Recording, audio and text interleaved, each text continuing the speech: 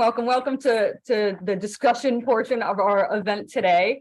And I'm so glad everybody can be here. This is part of our Popcorn and Chat series, and I'll just give her a little introduction real quick. This is part of our Popcorn and Chat program, just one of many issues that we cover today. It's immigration, but we have a restorative justice event. Actually, the preview that they showed, we're going to be screening that tribal justice show movie for our restorative justice event. That's going to be coming up April 20th. So we have lots of programs, lots of events in this program, but also lots of other programs. So check out our website, www.informyourcommunity.org. And today, of course, we watched this movie, East of Salinas. Our Popcorn and Chat is meant to have this discussion afterwards, which we're going to launch shortly. When you want to speak, obviously, feel free to unmute yourself. You can raise your hand. You can raise your hand in the chat. You can say something in the chat. You can literally raise your hand or use the icon to raise your hand, an emoji to raise your hand. Any of that is fine. You folks all just saw the movie, but obviously a very powerful movie about Jose and his life as an immigrant, specifically in a country where he's an undocumented immigrant. So, and I mentioned that just for folks who might be watching this video later who might not have seen the movie with us tonight. So I'm so grateful to have John here doing tech, and Hanali here who's going to facilitate. My name is Stacy, and my pronouns are she and her, and I have a black background, salt and pepper hair, and I'm wearing a pink shirt. For those of you who can't see me. But without further ado, I want to have Hanali walk us right into having a lovely discussion on this topic. So Hanali, thank you for being here. Yes. Hi, everyone. I'm Hanali, and I am the program director of Popcorn and Chat. And I'm Indian, black hair, black eyes. My background is a refrigerator. I'm wearing a red sweater and black pants. So without further ado, let me start the discussion. I know we started talking already a little, but I wanted to ask again, why did you guys want to see this movie? What made you want to join the event today, and what made you want to come and explore and watch this movie? Yes, Lillian. Hi, I'm Lillian Gill. I actually came to this country 10 years ago, and I first was in Salinas for quite a while, for many years. And I'm not undocumented, but I was in a limbo between my visa, going from a tourist visa to a resident. And that limbo was scary. It was like, I didn't know if I was going to get deported, what could happen. I couldn't get a job in between while I was getting my work visa. So I can relate a lot. And I wanted to see how this movie was representing Salinas. And I think you guys did a great job. Yes, I would love to, throughout this conversation, know more about your experiences and how this movie made you feel from your personal experiences as well. So that would be great to hear back. Does anyone else want to share why they wanted to see this movie?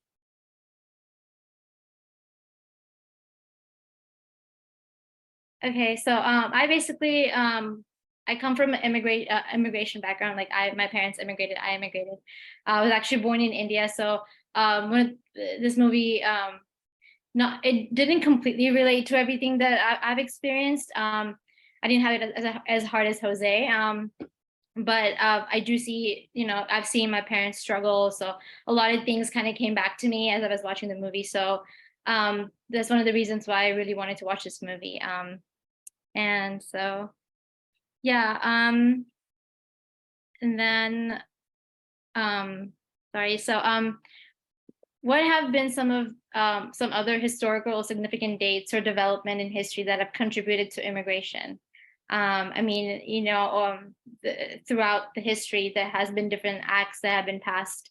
For example, like the Nationality Act in 1970s, where it was like the first law to define eligibility for citizenship by naturalization and establish standards and procedures by which immigrants became U.S. citizens, but limited to free white persons. And then came the Naturalization Act in 1870s, where it opened up to African nativity and people from African descents. And then came the Immigration and Nationality Act in 1965 that opened up to various different groups. So I wanted to see some of your insights, if anybody has any inputs on the historical standpoint of immigration. Yeah.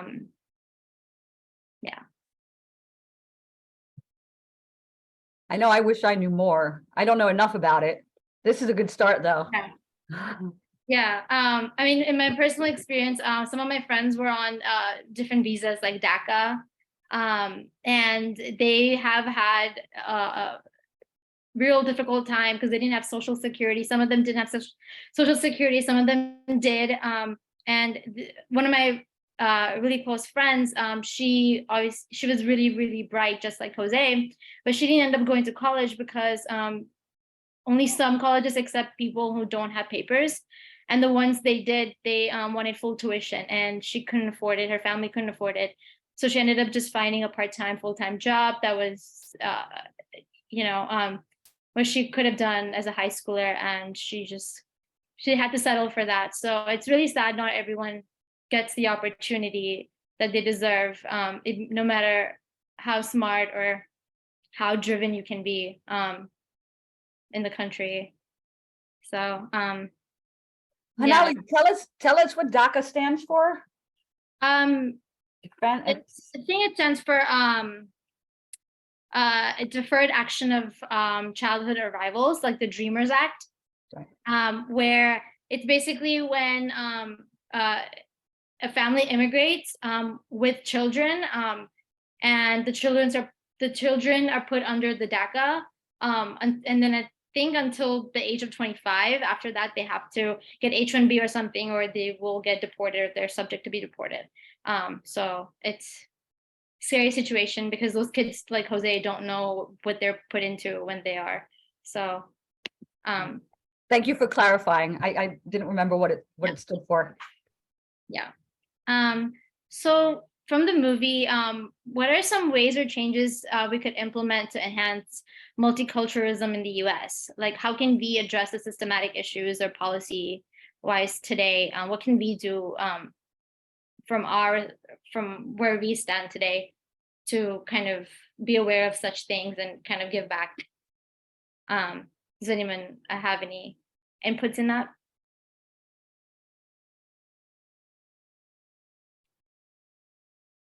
Like, I know that it's important to realize that there are like 17% of the labor force now is foreign born, and this is pre-pandemic levels. So that's just crazy. And then seeing some immigrants in political positions like Ilan Omar and Arnold. Yeah, so basically, like, it's just there's just been so many different things that I've seen around me. Like, I'm from the South, and I've come from a very diverse schools. Like in my school, I had a lot of immigrants, and they were very actively, we had Independence Day, basically, where everybody brought in their different cultures and kind of celebrated each other's food and culture and educated each other. So I think stuff like that it's like one step closer to bringing everyone together. And I know being in New York, there are a lot of opportunities to do that since it's a very diverse state. So yeah. I think also this movie and things like this, just sharing the stories of immigrants, especially kids, but I think maybe people are more readily able to have empathy for kids, maybe that they don't have for other adults. I don't know if that's right, but that's my read. And that just sharing those stories. I mean, it's like, how can you not care about, I mean, so many people are so concerned about the children. It's like, this is really what's happening to a lot of kids, so, it's like sharing these stories, I hope would just give people more empathy and more acceptance of, other cultures, people coming from all over. I mean, because at the end of the day, we're more alike than we are different. And like all the differences are interesting and, enhance our understanding of the world and of life. And yeah. I totally agree with you, Robbie, about the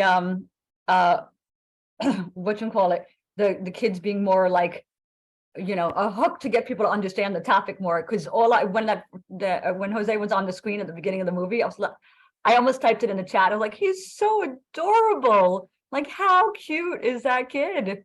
Yeah, and he's so nice. He's like such a well-meaning, smart, curious, interesting. He's like a cool kid. He's a really cool kid. And yeah, sorry, go on. Sorry, I was gonna say there's a few comments in the chat.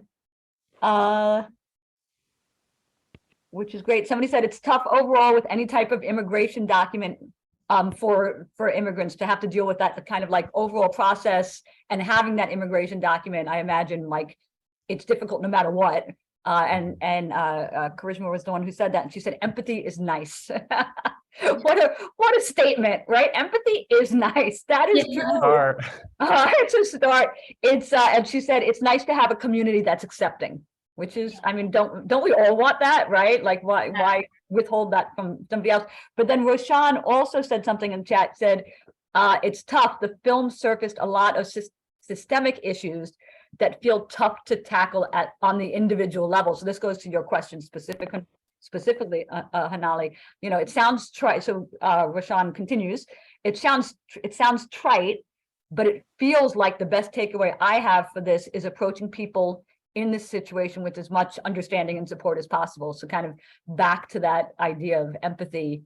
I was actually just talking to somebody today and that's her, like, that's what she talks about is empathy. She goes around the world. She's got a book on empathy. She goes around the world talking about empathy.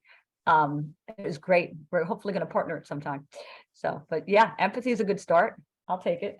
Yeah. I think one of the things that really struck out to me in the movie was Jose's siblings had more, they were more privileged than him just because he was born in Mexico and they were born here.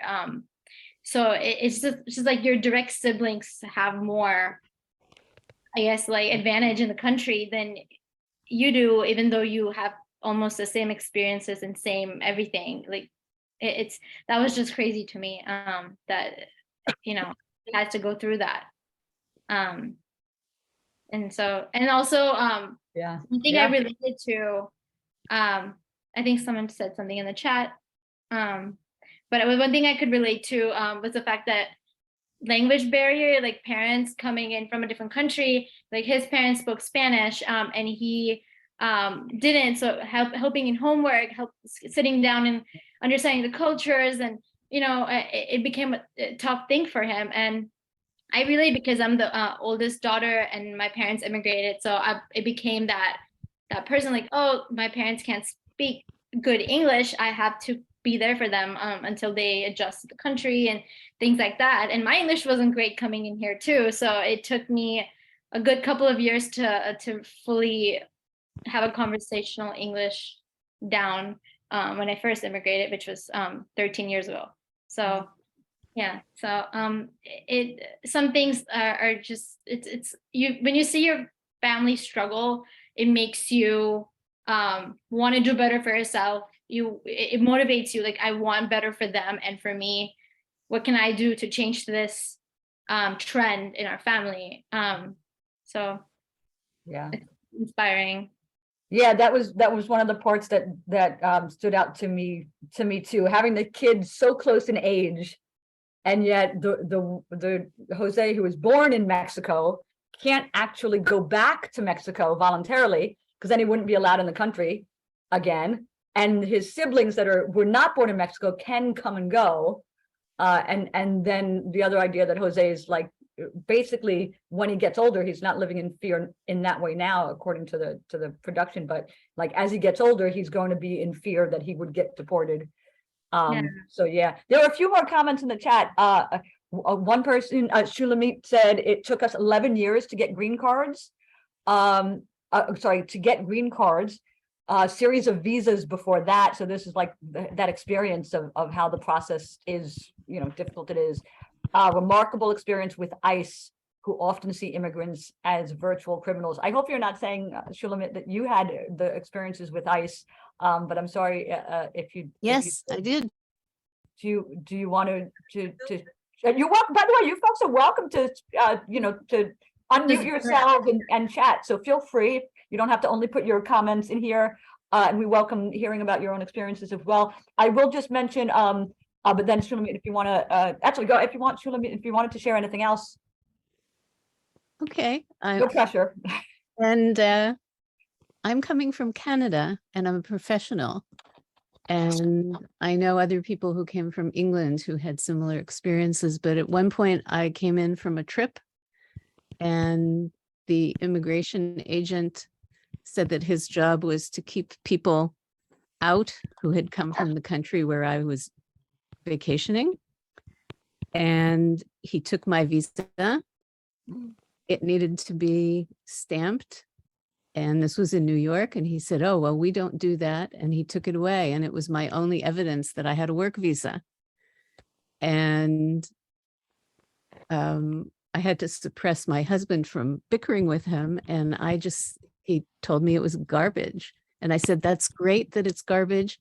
It's my garbage. Can I please have it back? And I had to beg him to get my little card back. And then had to go all the way back to where we were living in Minnesota to get our documents, and then back to a Canadian border and come in again. And I started to tell them my story, and the woman just said, what is it that you want? And I said, I just need it stamped. It was like a little tiny stamp like you would buy at a 5 and dime store that just said work authorized. And she said, okay, honey.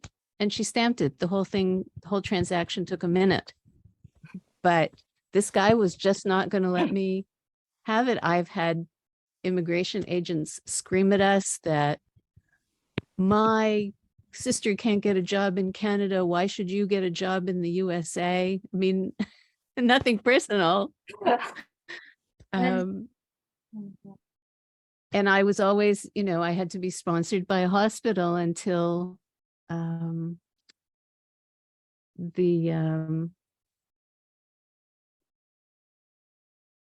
free trade agreement came in, and I said, let's contact the lawyer and see if I can come in under the free trade agreement. Mhm. And so for a while I was here under the free trade agreement. It took us, the university paid for our lawyer, but it took them 11 years to get it done. Oh my It's God. not easy to immigrate, whether you're English speaking, whether you look like everybody else, whether it is very hard to be an immigrant at any level, much less what's depicted in the movie, which is just, you know, my parents immigrated to Canada, and it's just hard to be an immigrant. Yeah, I'm so sorry that you had to go through that. It's just crazy how some people, it almost felt like it was taken a little bit personal. It's yeah. I'm so sorry that you had to go through that. Well, and it must have to do with the training and culture, because not every country relates to people in that way. Right. Yeah, that makes a lot of sense. There are some other folks in the comments, and other folks, if you want to share your own comments, feel free. You can say them out loud. Otherwise, eventually I'll get to them. And thank you, Shulamit, for sharing. Did anybody else want to say it, to comment before I go back to the comments in the chat? Well, I'd like to mention something about the languages. Okay. Watching the movie brought me back to quite a few different points in my life, one of which I registered, I wrote in the chat, and one I spoke before you got on, about having a family. My mother came over 100 years ago, when people who came from Poland and were Jewish were, at least for a while, welcomed in this country. But the language goes back to an experience I had having moved into living in, this is a little over 50 years ago, being the only non-Catholic in a women's poker group, in a community that you really were supposed to be Methodist. and that did not like people who were Italian. Well, certain didn't like anyone who was Catholic, and I was the one non-Catholic in this poker group. And there was this young woman and her son, her husband, her son. They were from Italy. They were One of the issues that came up was her son was being treated as slow in the school. And we, of course, in the poker group, realized the issue was they were speaking Italian in the household. They were not speaking English. This poor little kid was going into he was like second grade, third grade. He was going into class having to constantly translate. No wonder he couldn't read. No wonder he had all these problems. And so we, helpful women that we were, all parents, well, first of all, her husband ran a business, and we stressed to Jerry that her husband needed to speak English in order to succeed as a business person out on Long Island. And also she needed to do it. So we really worked on them for their family's success. And we were not encouraging them to give up their heritage, but for their family's success, they needed to be able to speak English. And whatever. The other thing we had, which was kind of a funny thing on our part, is we hoped that Jerry once in her life would have sex with her husband with the lights on. What? Was another thing she brought from the other side. Interesting.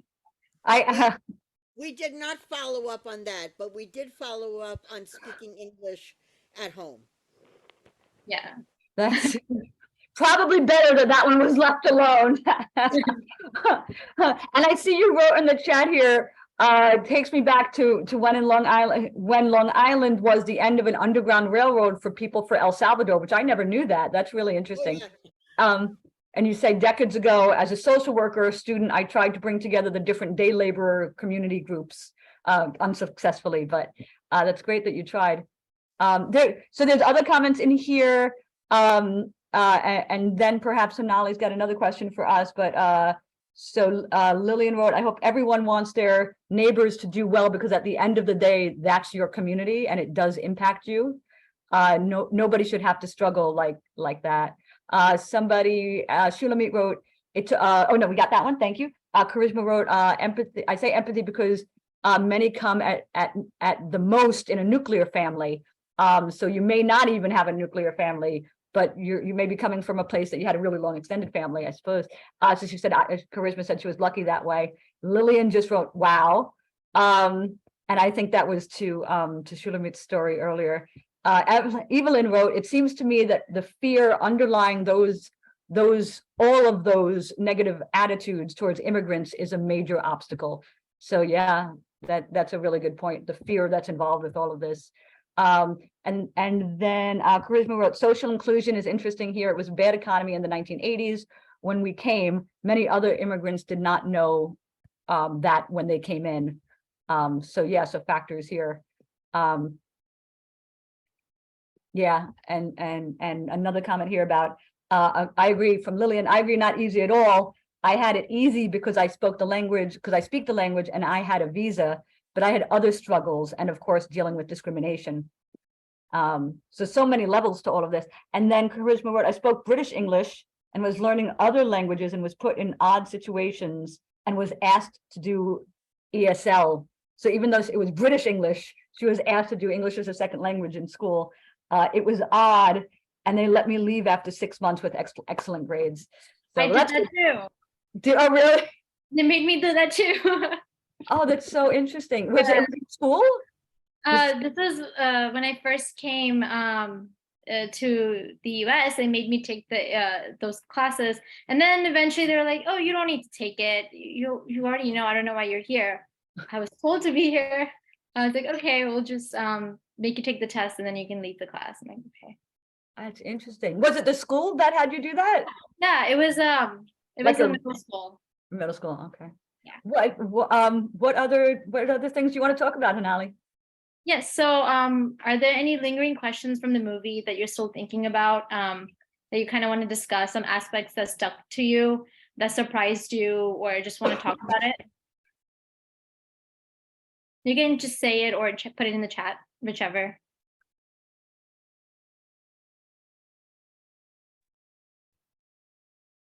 Or anything that personally resonates with you that you haven't mentioned yet. Yes. My many things that resonate is, again, from Long Island, thinking how quickly when people came to help people. I'm a trustee of a human services organization that works with a lot of people who've come from a lot of different countries. So we've ended up dealing with, certainly under COVID, bringing people in who speak a lot of different languages so that we could help our constituency, which is in a very, very, very culturally mixed, many culturally mixed communities. But was always struck with how quickly help came, and I'm not saying anything that it should not have come, to people who have been subjected by the terrorism in Ukraine. And how many people came out and, oh, here's my money, here are the things, here are the donations, here is the clothing, here are so many things. But for other cultures, they go, oh, wait a minute, I'm not so sure. Yeah. And it you know, it's hard to deal with the anger, because how do you fix it if you just stay angry? That's true. So a lot of this, I thank you, you know, for the film, because I'm so glad that somebody I know told me about it at LinkedIn, so I could come participate. But again, it's so many different things that we need to deal with. Those of us who were born here have a different set of responsibility, and we need to work out some better ways than this country's been doing it. Yeah. I think Evelyn was saying something. Oh, yes, thank you. I was the one who wrote the thing about fear, and I also teach intercultural communication, and I came from, I guess, a mixed marriage. My father was an immigrant and my mother was from here. So I've always kind of had half of me understanding that it is a challenge to develop a life in this country, but he was very, very successful at it.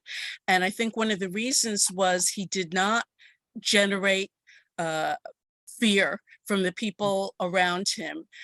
He was a tailor, so they saw him as someone who was producing and contributing to the culture. So my own issue, and when I teach intercultural, I also like to stress that so much of the negativity, so much of the discrimination, so much of the racism, so much of the negativity, as even in the movie when someone says, we don't want them and we're not going to help them and we want them to go away, comes from people fearing that there won't be enough for them. And if we could find some way of short-circuiting those fears, or making people feel less threatened that what they have is going to be taken away, maybe that's also a step, because you're not going to have empathy for someone that you fear. So I think that also needs to be somewhere in there in the solution to this situation. That's such a great point, by the way. It reminds me of I'm sorry to jump in here, Hanali, on you, but it totally reminds me of what we were talking about earlier with the kids being cute. What Robbie was saying about maybe like having kids be the lead on it, because kids aren't threatening, you know? So Yeah. it's so much more persuasive when you see that sad little face. I mean, you don't want to see the sad little face, and we don't want those faces to be sad, but they are persuasive, those kids. We're pure. Yes. Yeah. Yeah. Non-threatening. Yeah. I think Shalmat had a question, or had a comment. Or Yes, Shalom. I always find it so ironic in a lot of the areas where immigrants from south of the border are coming across. Those states used to be Mexico. Right. And so here are people waving a banner that you don't belong here. This is America. There's just something surreal about it. Yeah. That's, yep, that's a good point. Somebody mentioned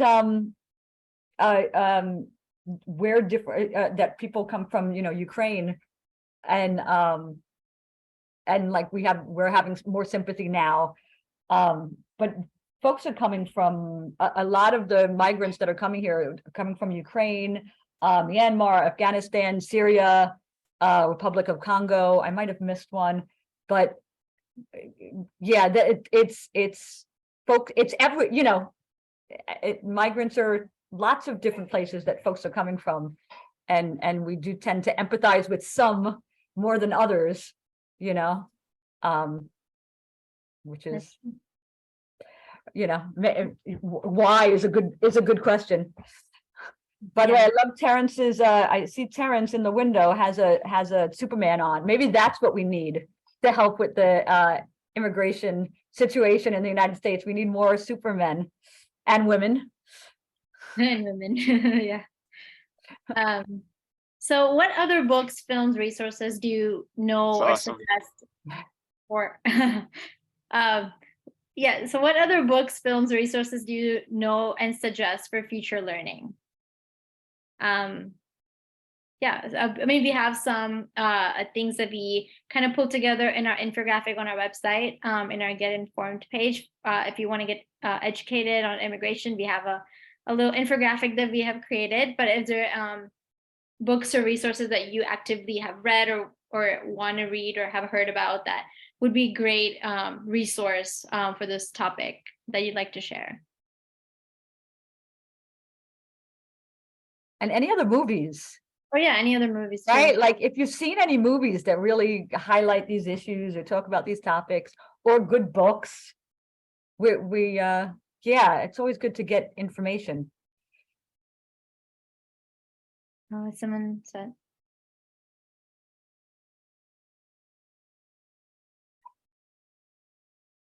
In the chat, Lily, so Judy had said it's What's in It for Me.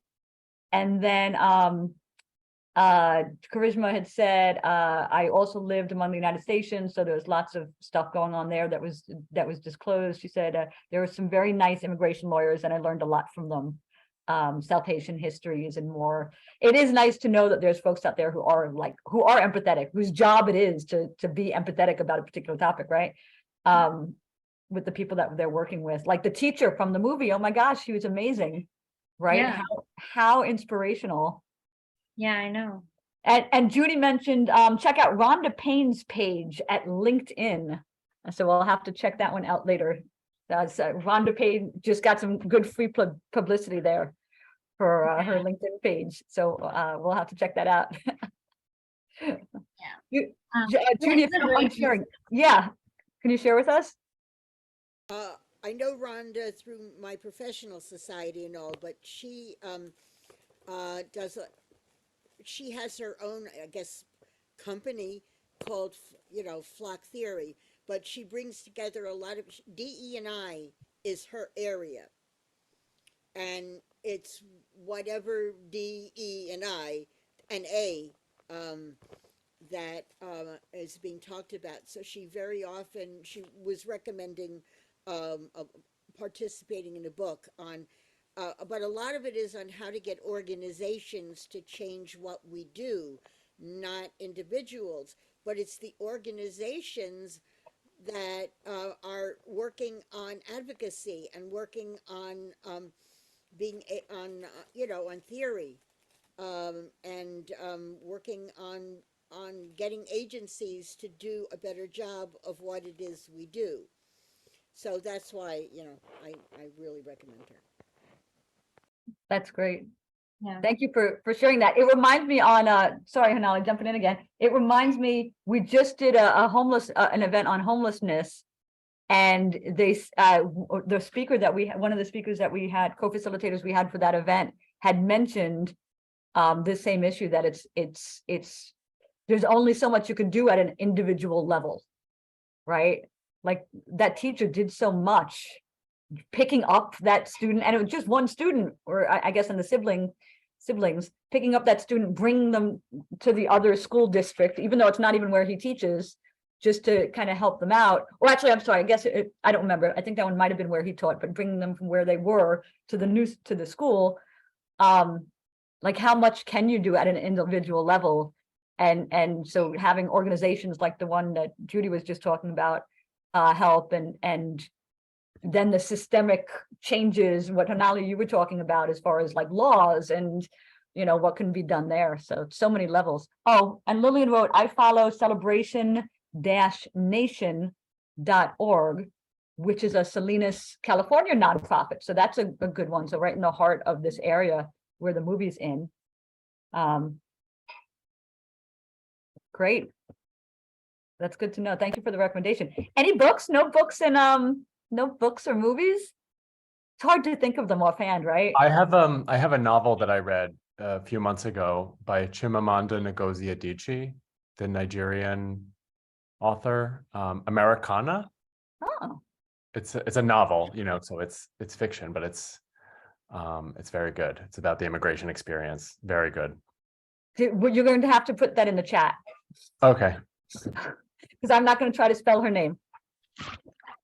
I think going off of the this is not really book or resource. But what I've started to see in like television is you see different types of people, like immigrants, as like you see them as like main roles and leads. Even in Disney, like they've started implementing those factors and making them like open in television to where people understand where they came from. Because many times in the past, at least when I was growing up, Disney, it was great, but it wasn't as diverse. And now they've started to make it more diverse for kids. So they're growing up, they can resonate with people, and they have that support system. Because even in the movie, Jose's parents were barely home. They were working more than 12 hours.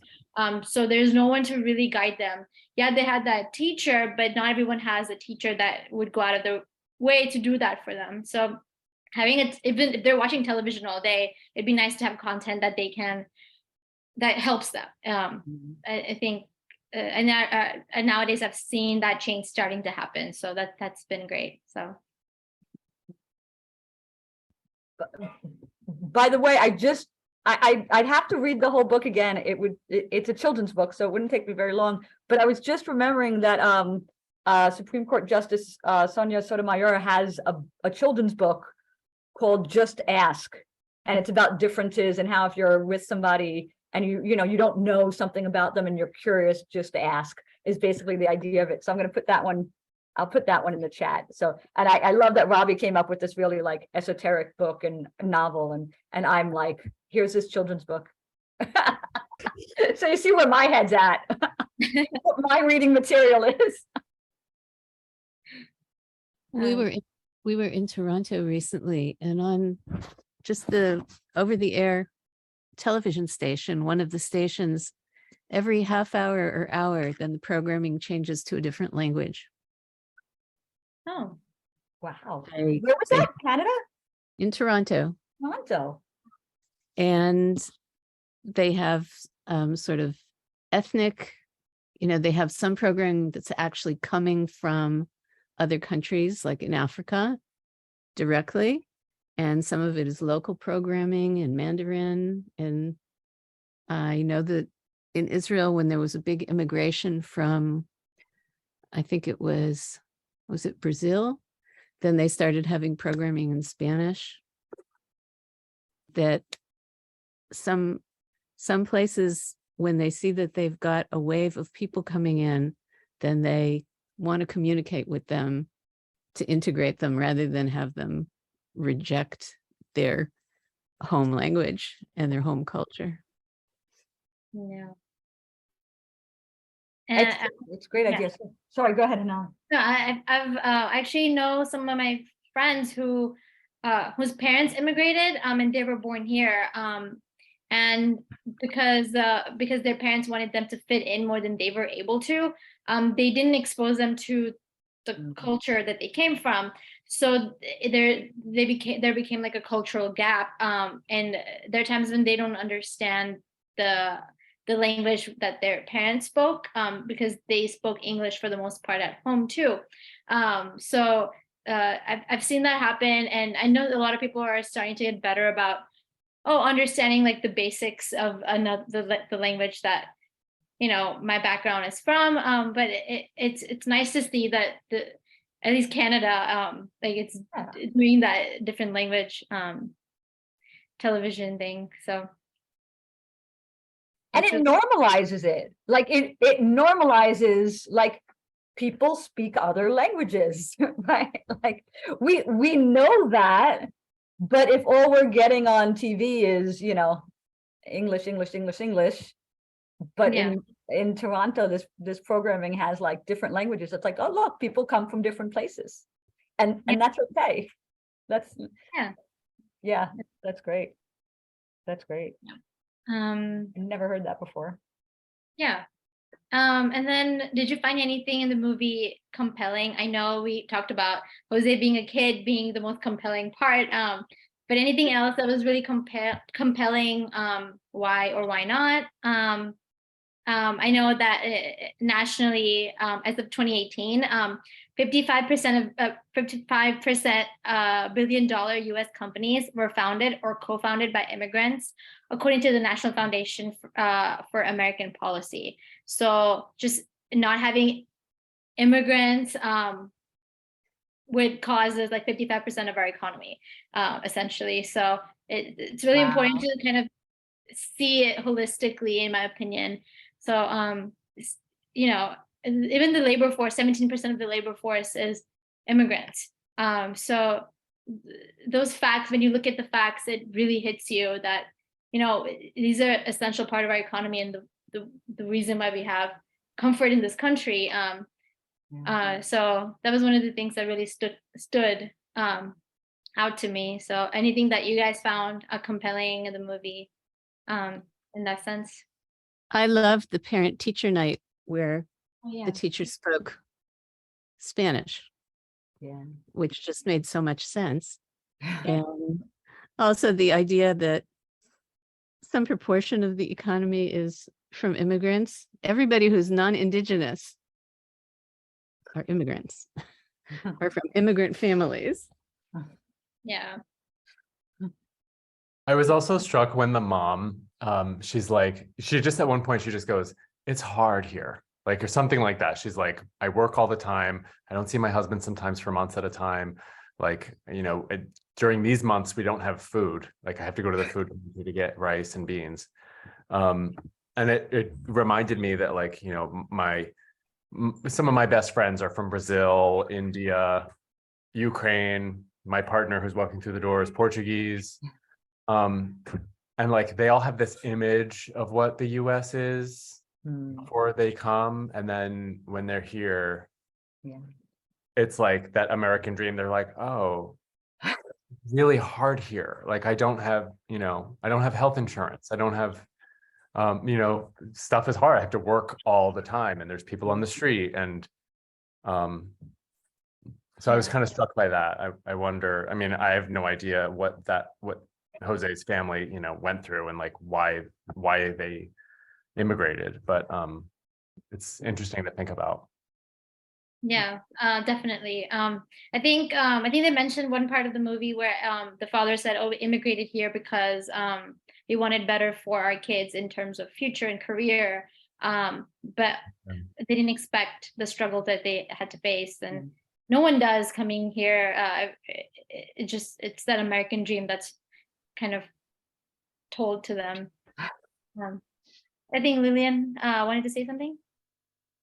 Yes. So going back to the family having to move a lot, that's I didn't realize, because living in Salinas, I knew that a lot of them go to Yuma, Arizona after the lettuce harvesting is done, but I didn't stop and think about the fact that sometimes they don't have food for months and months.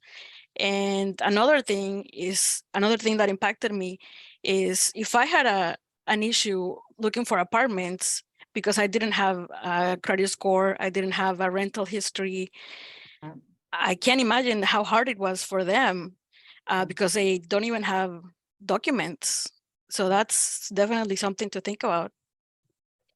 And you make such a great point, Lillian. I'm imagining like, so it's hard to get the apartment, but then also there's the fear of being deported.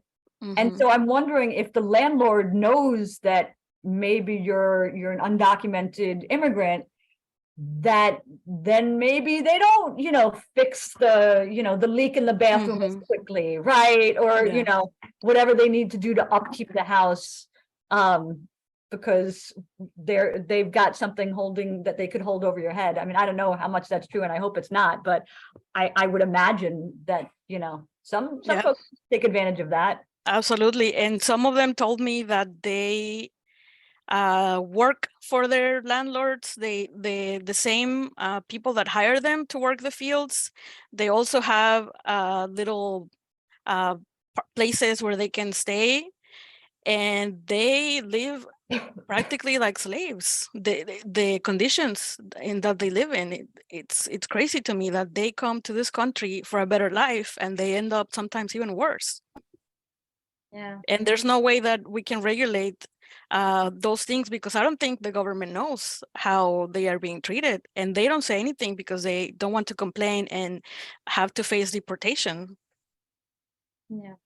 Yes, and the film did not mention that sexual exploitation of these workers is very, very widespread, because they know that somebody in the family is undocumented, and so they have that over them. And also, these folks are so dependent on whatever work is available. They just don't have a lot of wiggle room. Yeah, it's amazing how much of a luxury complaining is.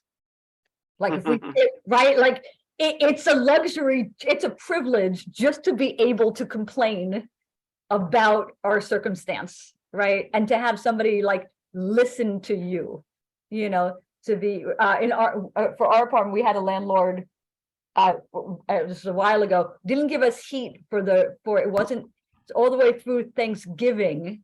He did not give us heat. The landlord did not give us heat. We live in Manhattan. It was really cold.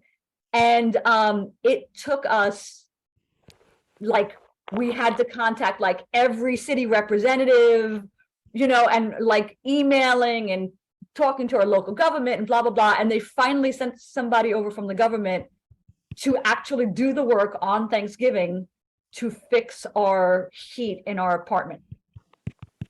But what a luxury it was for us to know the system well enough to know who to contact, to have the words and the language to be able to know what to say, to not be worried about retaliation, right?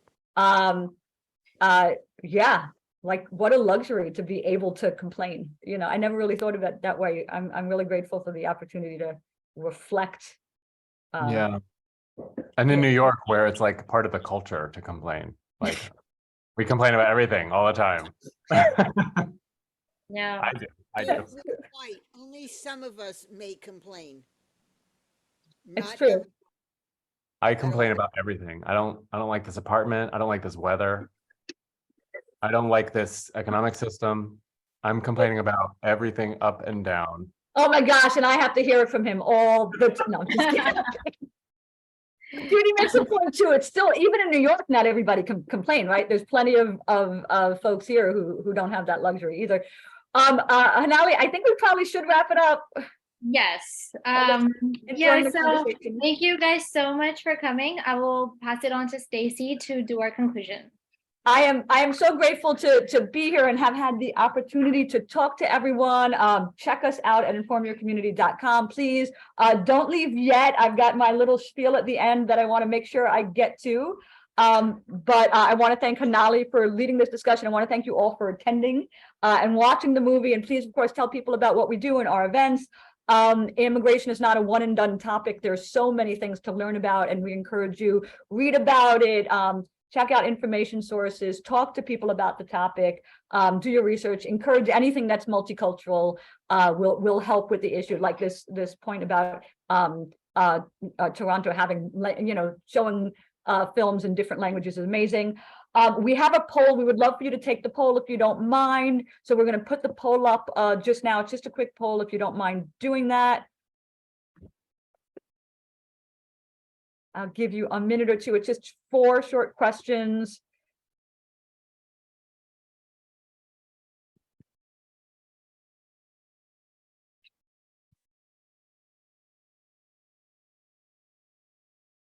So I've just launched that. I just want to make sure others are seeing it. I do see it. Very good.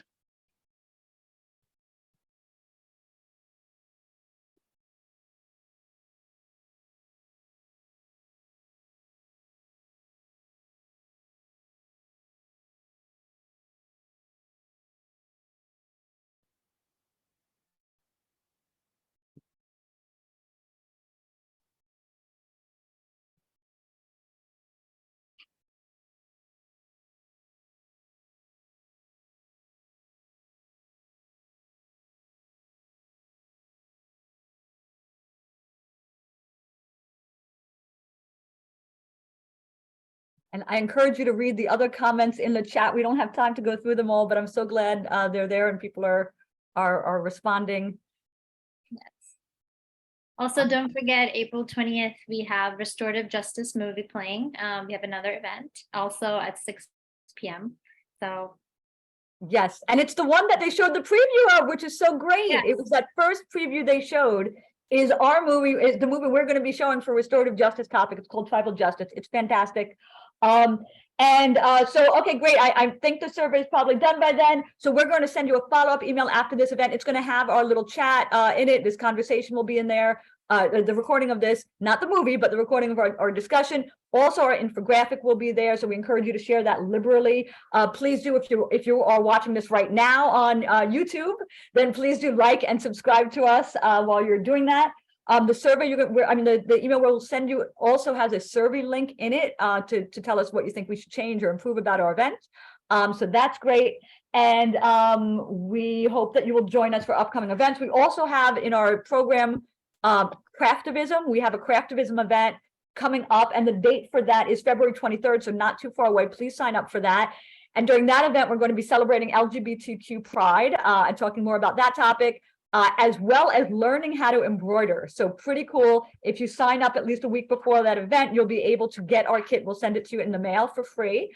Materials free, and the event itself, as always, for all of our events are free. So please check that out, sign up. Our website is www.informyourcommunity.org. Thank you, everybody, for coming to this event. Thank you, Hanali, for leading, and so grateful. Thank you, John, for helping out with tech.